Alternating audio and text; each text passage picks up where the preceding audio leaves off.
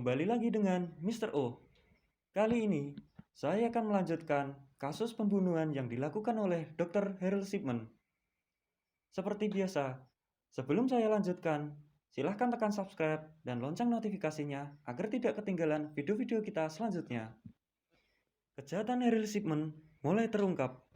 Pada tahun 1998, Harold Shipman menggunakan dosis morfin yang mematikan untuk membunuh seorang perempuan sehat berusia 81 tahun bernama Kathleen Grundy yang menjadi korban terakhir Shipman.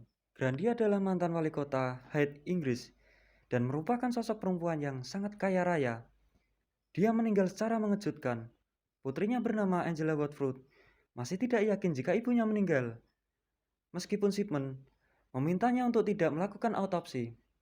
Namun, Watford akhirnya melapor ke polisi saat mengetahui seluruh kekayaan ibunya senilai ratusan ribu pound sterling Inggris telah diwariskan kepada Shipman.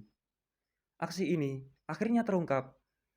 Ketika ia ketahuan memalsukan surat wasiat tersebut, polisi menemukan bahwa surat itu dibuat pada mesin Tick Brother yang sudah tua. Sidik jari Shipman ditemukan di dokumen serta surat lain yang diterima oleh pengacaranya. Harold Shipman didakwa dan menjadi tersangka dari banyak kasus pembunuhan. Setelah pemalsuan wasiat Grundy terungkap, jasad perempuan itu akhirnya diambil kembali untuk diautopsi. Ditemukanlah morfin tingkat tinggi di dalam tubuhnya. Shipman didakwa terkait pembunuhan dan pemalsuan surat wasiat tersebut. Pihak kepolisian mulai menyelidiki kematian pasien Shipman lainnya. Dalam beberapa bulan, semuanya menjadi jelas. Shipman akhirnya didakwa dengan pembunuhan 15 perempuan. Beberapa di antaranya telah dikremasi atas perintahnya. Dilansir dari halaman biografi, ini merupakan cara lain dokter tersebut agar kejahatannya tidak ketahuan. Ada pernyataan bahwa Shipman mungkin telah membunuh 250 orang. Persidangan Harold Shipman dimulai pada bulan Oktober 1999 dan berakhir pada bulan Januari 2000. Hakim membutuhkan 33 jam dan 55 menit untuk memvonis bahwa dokter itu bersalah dari 15 tuduhan pembunuhan dan pemalsuan wasiat Kathleen Grundy. Ia pun dijatuhi hukuman penjara seumur hidup tanpa kemungkinan pembebasan bersyarat. Terlihat angkuh di pengadilan dan berusaha menutupi kejahatannya dengan banyaknya keterangan palsu. Ia juga menimbun dia morfin di rumahnya setelah polisi melakukan penggerbekan. Meskipun didakwa dengan hanya 15 pembunuhan, penyelidikan Shipman berikutnya memperkirakan bahwa ia mungkin telah membunuh lebih dari 218 orang. Sementara perkiraan selanjutnya mengungkapkan bahwa jumlahnya mendekati 250 orang. Korban termuda Shipman diperkirakan baru berusia 4 tahun. Tapi ada hal unik yang terjadi pada kasus Harold Shipman. Kesetiaan istri Harold Shipman yang selalu mendukung suaminya. Selain Harold Shipman yang menjadi salah satu pembunuh berantai paling diperhitungkan dan paling berbahaya di dunia, media juga tertarik dengan sang istri, Primrose. Perilakunya dianggap sangat aneh selama persidangan. Primrose selalu menghadiri persidangan suaminya dan selalu melakukan kunjungan mingguan ke penjara Wakefield. Beberapa laporan menunjukkan bahwa pasangan itu terlihat berpegangan tangan, berciuman, dan seolah tidak peduli dengan apa yang terjadi. Primrose membingungkan kerabat korban suaminya dengan mencoba berbaur dan basa-basi saat istirahat persidangan. Perilakunya mencerminkan penolakan patologis atas kejahatan suaminya dan seolah suaminya tidak bersalah.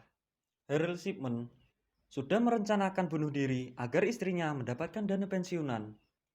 Harold Shipman ditemukan gantung diri di dalam selnya Wakefield pada pukul setengah 7 pagi pada 13 Januari 2004. Itu adalah malam ulang tahun yang ke-58. Dalam laporan terpisah, The Independent mengungkapkan bahwa Shipman sudah mengatur bunuh diri tersebut agar istrinya dapat mencairkan dana pensiunan sebesar 100.000 pound sterling atau sekitar 1,9 miliar. Menurut catatan rahasia penjara, uang itu ditambah dengan 10.000 pound sterling atau sekitar 198 juta setahun sesudahnya. Harold Shipman kecanduan membunuh pasiennya. Kematian Harold Shipman meninggalkan rasa sakit dan pertanyaan besar bagi keluarga korban. karena mereka tidak akan pernah tahu penjelasan lengkap tentang motif mendorongnya untuk membunuh banyak orang-orang rentan yang telah mempercayakan diri mereka kepadanya. Anggota penuntut, komentator, dan kriminolog memiliki teori mengapa Shipman membunuh lebih dari 200 orang. Mereka berpendapat bahwa ia ingin membalas kematian ibunya. Ada juga yang berpendapat bahwa ia menyuntik perempuan tua dengan morfin sebagai cara untuk membuktikan bahwa ia bisa mengambil nyawa orang lain serta menyelamatkannya. Dalam analisis kriminalitas, Shipman, ia dianggap sebagai pembunuh berantai. Kepada The Irish Times, Dame Janet Smith yang memimpin penyelidikan kasus ini mengungkapkan bahwa Shipman kecanduan untuk mengakhiri hidup seseorang atau seorang pasiennya. Kasus Shipman menjadi ujian bagi kalangan dokter dan tenaga medis. Gara-gara yang ia lakukan, kepercayaan masyarakat terhadap mereka menurun. Padahal ini merupakan kasus langka, sehingga kita tidak bisa menyalahkan satu profesi atas tindakan satu orang. Oke, itulah dari kasus Shipman. Sekian dan terima kasih.